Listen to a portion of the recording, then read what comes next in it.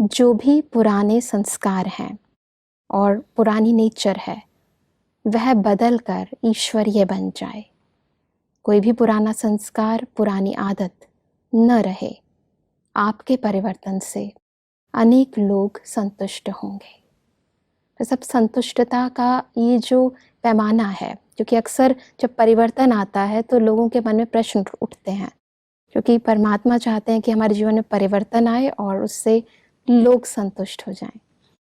जो परमात्मा हम सबसे चाहते हैं कि मेरे बच्चों के संस्कार परमात्मा के समान हो जाएं, ईश्वरीय संस्कार हो जाएं, तो परमात्मा पिता सर्व के कल्याणकारी हैं।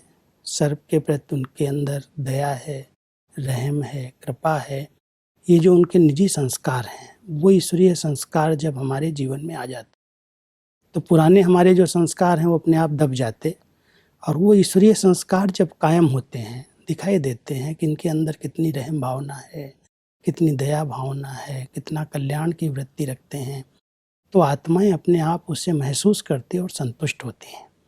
ये परिवर्तन जब देखती हैं कि पहले क्या थे इनके विचार, पहले इनकी भावनाएं हमारे प्रति क्या थी, और जब से ये ईश्वरीय ज्ञान मार्ग में चले तब से हमारे प्रति इनकी भावनाएं परिवर्तित हो गई, तो हमारे परिवर्तन को देख करके उनकी जीवन में संतुष्टता आती है कि बहुत अच्छे मार्ग पर चल रहे हैं।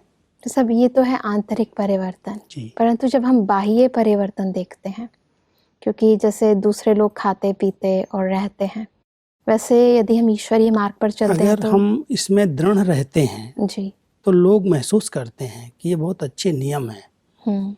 कई बार हम एक जगह मना करें और दूसरी जगह हम खा पी रहे हों, तो हमारी कथनी और करनी अलग हो जाती है।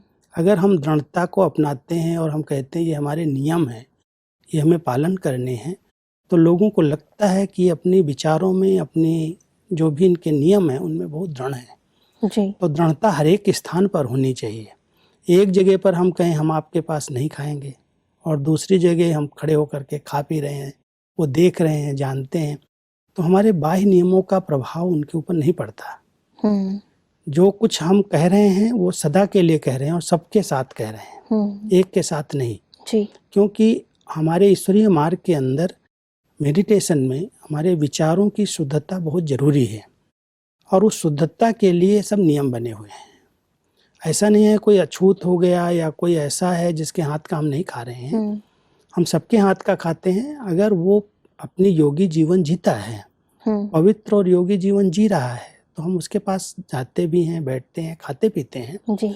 लेकिन अगर उसके अंदर वृत्तियां उसकी दूषित हैं, विकारों के अंदर वो लिप्त है, उसके अंदर क्रोध है, चिड़चिड़ापन है, झूठ चोरी है, भले उसको पता नहीं चलता है, लेकिन कई ऐसे अंदर के संस्कार हैं, और अगर उनके हाथों का उनके पास हम खाते पीते हैं तो जैसा अन्न वैसा मन, कहावत भी है और प्रैक्टिकल भी है। अगर किसी भी गुस्से वाले के हाथ का गुस्से में बनाया हुआ भोजन भी आप खा लें तो धीरे धीरे आपके ऊपर प्रभाव पड़ेगा।